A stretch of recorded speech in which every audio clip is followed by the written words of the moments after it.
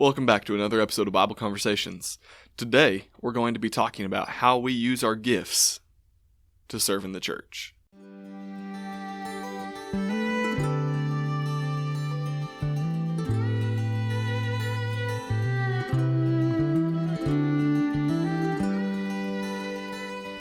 All right, welcome back to another episode. Last week, we kind of teased this topic a little bit towards the tail end of our episode. Yeah. We talked about how we are called to serve and to work in the church, to serve and work in the kingdom for God. And one of the main points of our discussion last week was we're called through the gifts and abilities that God has granted to us. Yeah. When you're able to look at, hey, this is what I'm talented in. This is what God has blessed me with the ability to do. That's kind of what he's calling you to do, right? Yeah. He's calling you to use that gift. And so towards the tail end of that episode, we teased that, hey, we'll talk about how we can see what God has given us and how we try to put that to use. You and I, Chris, Yes. When we encourage everybody at home listening along to evaluate their own talents and we need to evaluate our own and see how they can put that to good use. But today we're going to kind of talk about our own, right? So do you want to kick us off and at least tell a little bit about how God has blessed you with your talents and how you use them? Yeah. So, when I guess just a little bit ago, probably a couple hours ago, I texted my wife and I said, hey, what are my spiritual gifts? And I think part of the reason that I'm happy to discuss it, but I'm also hesitant to discuss it, is just because I don't want to come across as conceited or arrogant or anything of that nature, right? And so I want to say at the outset, everything that I am and everything I have is not of mine. It's not. God has given it to me. It's everything that I own is because I have had help along the way. Everything that I have become is because I've had help along the way. Mm-hmm. On my own, I'm nothing. And so I want to make sure that I state that outright, because I think a lot of times people view their gifts or their talents, or they think, well, if I say that I'm talented at this, then that kind of disregards everybody else. No, I think it's really important that we understand that we are where we are because of other people. And most importantly, because of God. Well, and there's a difference between saying and recognizing, hey, God has blessed me with this talent, versus what the church in Corinth was struggling with by saying, hey, my talent's better than your talent. Yes, there's a really big difference in those two statements. There is. And so, as I was talking with Alyssa about it, she said, teaching. I don't know what you're looking for. She's like, I don't know what you're asking. And so I had to get more specific. What are you looking for? Yeah. So I had to get more specific. And I told her, I said, we're talking about spiritual gifts and how we use them. And so I listed like 3 that I thought, applied to me. And so I said, I think I'm pretty good at teaching. I am a capable teacher. I think I'm pretty good at encouraging people, encouraging others. And I also think I'm pretty patient. Not always. There's times where I'm not, and there's times where I'm working on it. And, in fact, this Sunday I'll be preaching on Romans 7, 1-6. And the tail end of it, I guess a little spoiler alert, we're talking about the Spirit and the fruit of the Spirit and the fruits that we bear. And so I'm not perfect at anything at all by any stretch of any imagination. I'm not perfect, but I'm working on it every day. Yeah. Now, I want to ask you real quick about the patience one, because, when we talk about things like teaching, I think it's pretty obvious how we can put that to use. Yeah. Things like encouraging, I think that's fairly obvious how we can put that to use. What about patience? How do you use that? How has God called you, I guess? Yeah. So, to phrase it, kind of tying back into our conversation, how has God called you to use your patience? So a lot of what we do is encouraging others to be involved and to be active, right? And along with that comes a whole lot of rejection. Absolutely. And that's just the nature of the beast, right? And so, I'm looking to get people involved in all sorts of different things at the moment. And I don't really want to list them all off. This isn't a podcast to try and talk about all the things we're involved with, but there are a lot of things that both of us do that we try to get people involved in. Yours is primarily getting parents involved with the kids and the youth crew. Yeah. That's a big deal. I did that for 2.5 years. That's a big deal. It's hard. and getting teachers involved and plugged in, right? Getting people involved with evangelism. Those are also difficult things, and they're big, they're wide scope. And so, so while we're not going to necessarily talk about specific things, there's a wide scope of things that we get people involved with. And as we do that, if we get impatient and if we get frustrated and we get angry and people say, no, I can't do it now, well, our response to that is going to determine whether they're going to have any desire in the future. Exactly. Yeah. So I'll give you a real quick example. So I'm preaching this Sunday night, and I need someone to lead scripture, right? So I reached out to one person and said, hey, would you be willing to read scripture? Oh, can you ask somebody else? Yeah, of course. Of course I can ask somebody else. Ask somebody else. Hey, can you read scripture? I don't know, man. Can I say no? Like, I got a lot going on. Yeah, of course you can say no. Like, that's fine. Can you read scripture? I don't know. I don't know that I'm going to be there that night. I'm working all this time. Okay, that's fine. Yeah. So I've asked somebody else. So I've asked, I think I'm asking like 4 people. Yeah. And I'm over 4 at the moment. And that's okay, right? Because I don't want anybody to feel obligated because of me to serve, right? That has to be on them. That has to be their choice. And just because someone says no to one service opportunity doesn't mean that they're saying no to serving the Lord, right? Yeah. And so we've got to be patient. And I think the way that patience is used in the church is through our interactions and our reactions to people. And I think in a lot of ways, when it comes to rejection or when it comes to you're studying with somebody, and they just don't seem to understand, and you have to be, that's a big one, and you got to be patient. So when you're studying with folks, it always takes time to help them understand what it means to obey the gospel, what it means to commit their lives to Christ. I mean, that's not a small decision, no, it's not. And I think it's not something you can be impatient with. Yeah, I think I've told the story on here. My wife and her sister, for 5 years, taught this girl. Yeah. And brought her to church on Sundays. She jokes often, well, we tricked her. We'd have her bring nicer clothes over Saturday night and take her to church Sunday morning. And as she says that, I'm like, you didn't trick her. You told her exactly what was going to happen. You just offered a sleepover on Saturday night. Yeah. And so anyway, but that took 5 years for her to come to Christ. Well, that's a long-term investment, right? Oh, yeah. And so I think patience is absolutely crucial. And so I sent those 3 back, and she goes, those all work. And I was like, okay. My sweetheart, I really don't like just discussing my spiritual gifts because I feel like it comes across as, hey, Chris is good at this. And like, that's not what I want. Can you please tell me what my best friend, what my wife, what you see in me is beneficial? So then she says, and this made me happy and smile. So she says, all that you said and your ability to interact with people and make them feel important, how you can interact with all ages, your servant heart, and this will make you laugh, and all but your ability to sing. So, obviously that's a very biased person to ask, right? You ask your wife, it's a very biased person to ask for you. Yeah. But I do think that my ability to interact with people and to talk with people, to diffuse situations or to encourage people or to lift people up or whatever the case may be, I do think that's one of the ways that I'm called to serve. And again, that doesn't mean that I'm perfect at it. It doesn't mean that I always diffuse situations, and it doesn't mean that I sometimes don't exacerbate situations, and it doesn't mean that I'm great at it. But I do think it's something that I am capable of, and so I think God has called me to be able to talk with a 2-year-old running around and make that 2-year-old feel really, really special and happy, and then to be able to go and talk to an 80-year-old and make the exact same connection and feeling. And so, I do think that's something that I have been blessed with. Growing up, my uncle and my mom and family. Chris, you got an old soul. I first told that, I was like, I don't want an old soul. I want to be young. And they explained to me what it was, and I was like, why didn't God give me a new one? Right? And so I was like, okay. I mean, I don't mind having an old soul. That's okay. That's fine. When I figured out, it's just a matter of the way that I look at things and see things. Yeah. And so, but anyway, no, I think those are some of my gifts, and I try to use those. And then the gifts that I don't have, like, Alyssa said, I have said, you have said, my singing is not my talent or ability. Yeah. That doesn't mean I'm not working on it. And it doesn't mean I'm not trying to at least match pitch. Yeah. I think if anybody that was listening to this podcast had heard me sing in 2013 before I was a Christian, and then they hear me sing today, the difference, as scary as it is to say, the difference is night and day. Yeah. Like, my singing now is, yeah.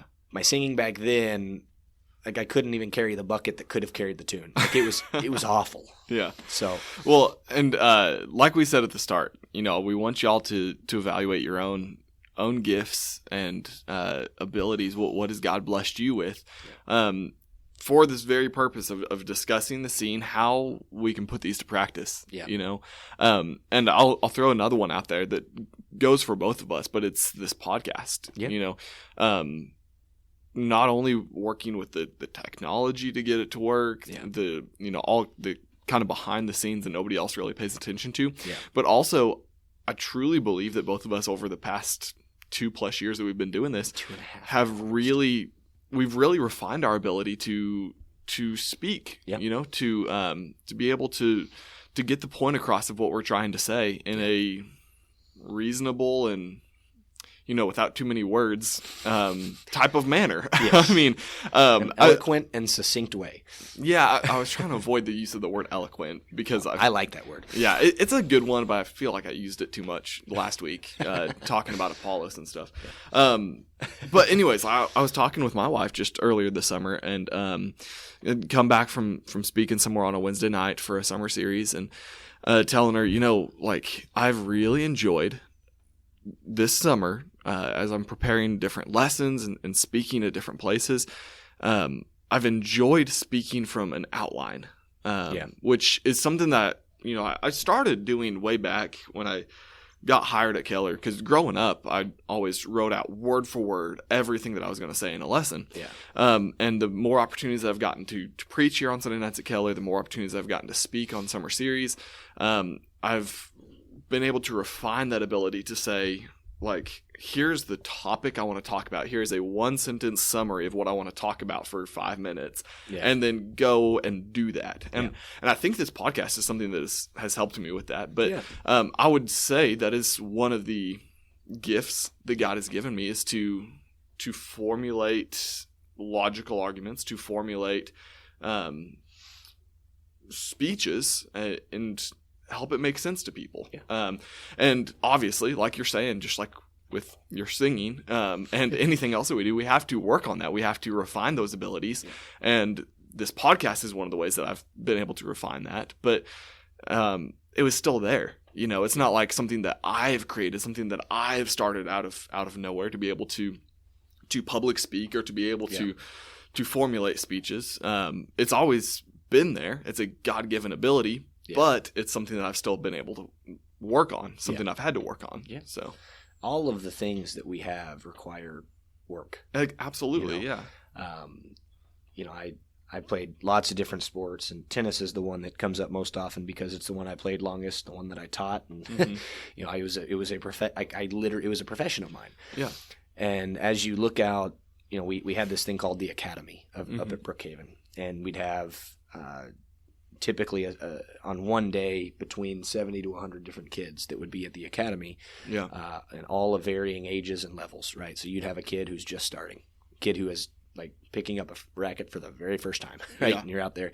And then you've got a nationally ranked junior who's, 16, 17 years old, about to go and play in one of the biggest tournaments in the United States. Yeah. At the same facility, a couple courts down, right? Yeah.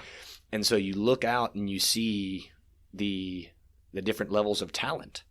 But what you have to understand is that each of those, even those that are high level, and we kind of talked about this last time, right? They have different ability levels, right? There is a cap to their ability. Yeah. And even those that just start out, if you take 20 different people and have them start out fresh, well, all 20 of those people are going to be brand new beginners, but they're going to have different ability levels. Yep.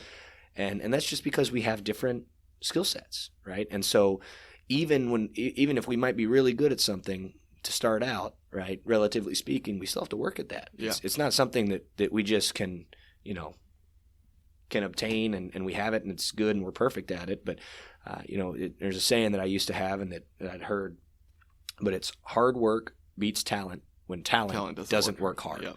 And I love that because it's an athletic thing and it's a competitive thing, but I also think not the beating part, but when it comes to the church, right? Well, talent is useless without hard work. Yep. If someone who is working hard will develop a talent. Well, that's the parable of the talents right there. Yes. You're given these talents by the master, and if you don't work with them, then it's kind of pointless. There's no use to them. And so, talent, if you don't work with it, it's not going to be anything for you. Correct. Well, so we've talked about mine. What about you? I would say, kind of like you said, and like we kind of talked about with the podcast, definitely teaching is something that God has blessed me with the ability to do, something that I've worked at to refine that talent. And you stole my second one, encouraging. I think we even used that example a little bit last week when we were talking about the Involvement Sunday. Ed telling me, hey, stop moving tables and go encourage people. He was like, anybody can move a table, but you need to be talking and encouraging people. But the one that I guess I would say like unique, like the one that I'm thinking of that's more unique, because I feel like nearly every minister needs to be able to teach, needs to be able to encourage. That I think that's kind of like a baseline. One of the things that we're told when we preach here by our elders is like the very, very minimum you can do is preach the truth. Like if you're not preaching the truth, you're not going to be preaching anymore. So that's like the baseline, but you gotta do more than that. So anyways, I think the baseline for nearly every minister is to teach, to encourage, and we have talents that grow from there to create a concise team. I think about Corey, he teaches, he encourages people, but from there he connects with people. And you teach, you encourage people. From there, you are patient with people. For me, the way I see it is I teach, I encourage, and I inspire people. I think that's one of the things that God has blessed me with, the ability. I don't really even understand how I do it, and I can't really put it into words. But I've been told that I can inspire people. I can tell other people, hey, I'm doing this, and I want you to join, and they join. I don't know really what it is. It's kind of strange trying to put it into words. Well, you're not in a bad way. You are charismatic. You have a lot of charisma, right? And your I guess aura, persona, the way that you carry yourself, right, is very positive and upbeat, and people enjoy being around that. Like people don't like to be around Debbie Downers, right? So when I'm in a bad mood, people avoid me because I'm in a bad mood, right?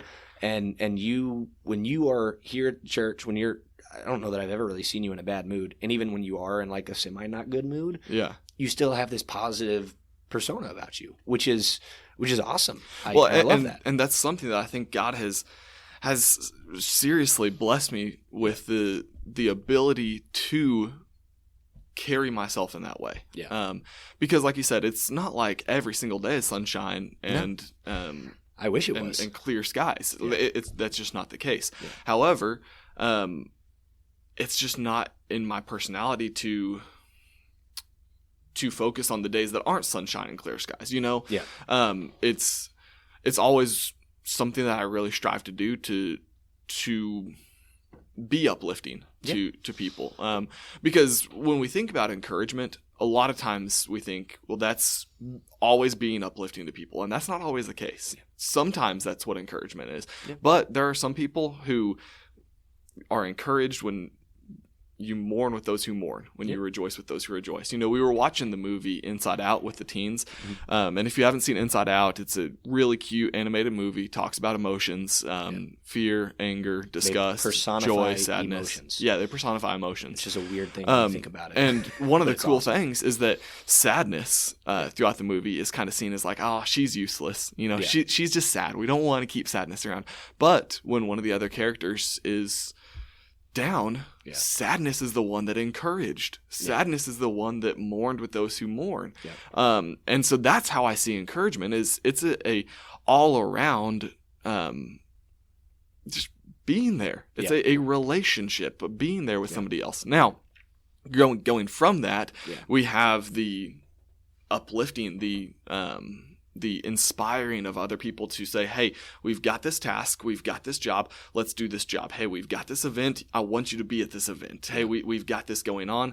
And so that's where I would say I can complete the team, as your patience completes our team, as Corey's ability to connect with people on a different level than either of you or I can completes our ministry team.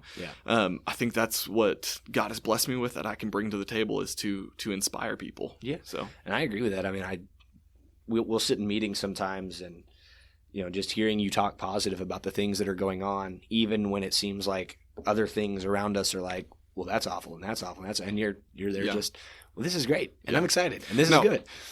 If you don't mind, I want to show how over the past 2.5 years now, almost 3 years, we have had to put all three of these things that you and Corey and myself, all of these three things that are, again, extra to the teaching and the encouragement that I think we all should, every minister should be able to do. I want to show how these three things have come into really, really important play. Now, 2020 happened. COVID shut everything down. We're no longer meeting in person. What are the three things that we need?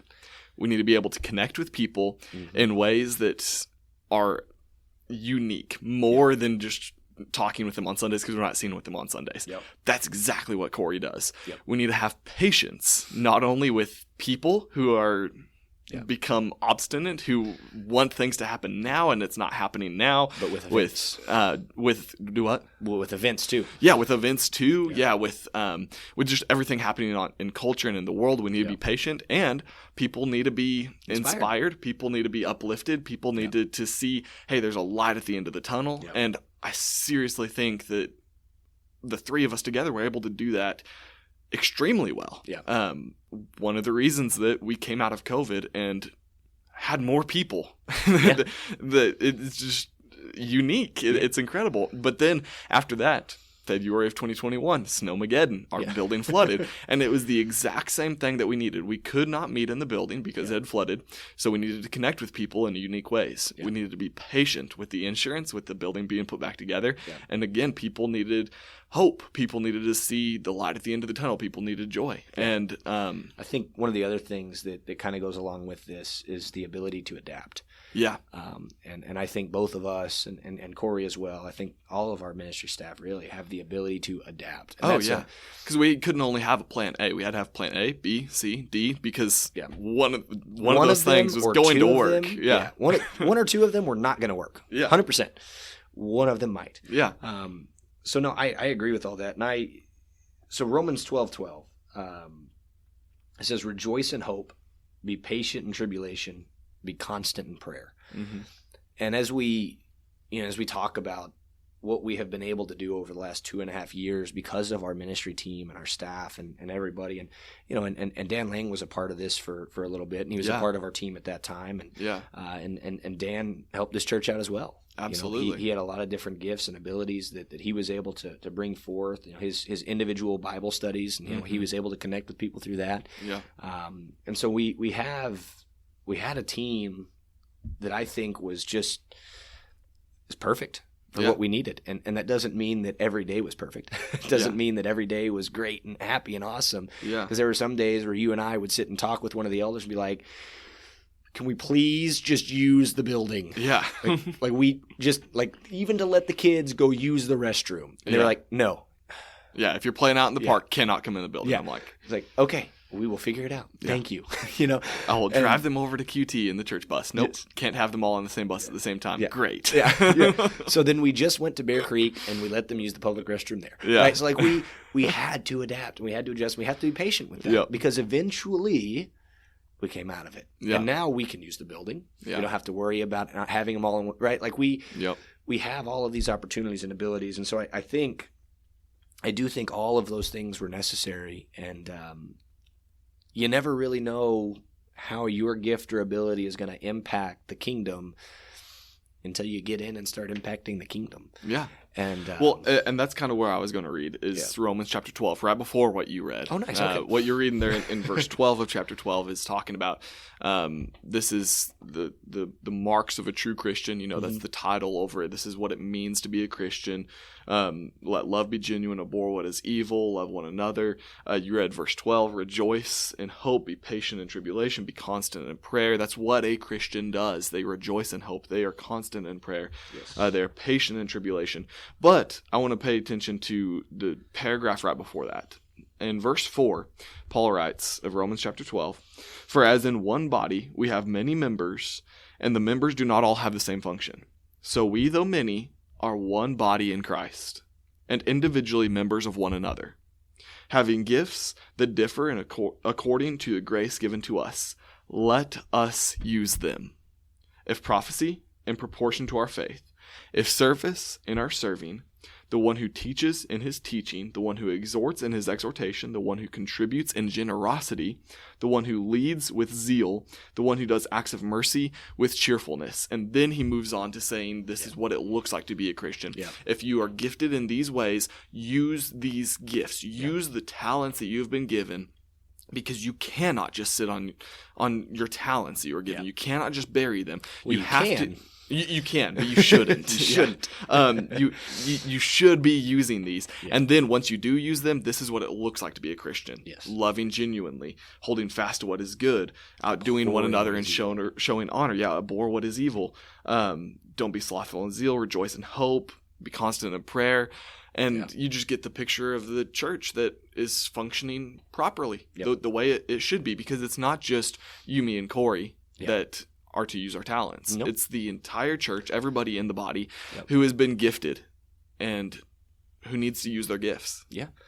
No, I think that's spot on. And I think if anybody gathers anything from today, which I hope this conversation has been encouraging to those listening. I know it's been encouraging for me. Yeah. I hope it's been encouraging for you too. Absolutely. Because I think it's important that we recognize one another's talents, and we recognize one another's gifts, and we recognize one another's abilities and the things that we can do. And I hope that those of you listening will go up to somebody, go talk to somebody and say, hey, I just want you to know I recognize that you're really kind. Yeah. Even when you probably don't have to be, well, you are. And what's amazing about that is not everybody realizes what they're gifted in. No. Which is why, it takes other people telling me, Dillon, you inspire people, continue doing that. Yeah. It takes your wife telling you, you're very patient. Thank you for your patience. I'm sure Corey's old enough that he's realized he connects with people in a way that nobody else can. Yeah. But he has had to work at that, obviously. But also he's had other people tell him that and thank him for that. And so not only does it encourage people by recognizing their gifts, but it also sometimes helps them recognize, hey, I need to lean into this more. Yeah. Because I'm good at this. Yeah. And that's not an arrogant thing to say. No. When we recognize it's from God, it is not arrogant. Exactly. When we think it comes from us, it is arrogant. Exactly. And so I think that if you're hearing this and you recognize that somebody else has a talent, go up and let them know. Yeah. And thank them for it and appreciate them and just encourage them. Yep. The ability to encourage is not, as you said, right? It's not always uplifting and everything, but a part of it is. Mm-hmm. And this is a very easy way to do it. Just recognizing that someone is kind, someone is cheerful, someone is inspiring, someone is patient, someone has an ability to connect with people, whatever the case may be. Well, we can even turn back to Romans 12 here. Yeah. To those who serve, to those who teach, to those who exhort or encourage, to those who contribute in generosity, those who are very generous, those who lead, those who do acts of mercy. There's all kinds of things. And that's not an exhaustive list. Not at all. No. Yeah. So anyway, I appreciate this conversation, and I appreciate you chatting with me and the tease of last time. We were going to just start this in last time, and you were like, no, let's wait. Well, I got to think about it, I was like, this is going to turn into a full episode if we start talking about all this. So, and it did. I'm glad we kept it for this week. I am too. Well, we appreciate everybody listening in. If you have any questions or comments, want to comment on today's episode, hit us up on our email or Facebook. Our contact information will be played here in a second, so you can figure out how to reach out to us. Thank you so much for listening to another episode of Bible Conversations. We want to ask if you have any questions, suggestions, or comments that you please email us at kcocbibleconversations@gmail.com. You can also find us on social media. We've got a Facebook page as well as an Instagram account. Our Facebook page is very simple. It's just Bible Conversations. On Instagram, it's very simple, at Bible Conversations. Look us up, like our posts, and share it with your friends. We also have an opportunity for you to help us financially through a store via Kim's Closet. And you can find that. You can just type into Google Kim's Closet. We have a link as well that we will be posting in each of our episodes, and we just hope that you will reach out and find us and purchase a hoodie or a shirt with the logo on it, and that way you can spread the word without having to say a word. So we appreciate you. Thank you all. Have a blessed week.